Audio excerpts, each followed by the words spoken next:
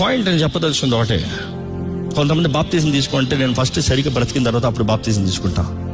That is అపవాది నీకు ఇచ్చే సూపర్ ఐడియా. అది నీ అంతటా నువ్వు ఎప్పుడు సరిగ్గా బ్రతకలేవు. ఎవడ సరిగ్గా బ్రతకగలడా చెప్పు? ఎవడన్నా సరిగ్గా ఉన్నాడా? అందరూ ఆయన కృప ముందు తక్కువైన వాళ్ళమే.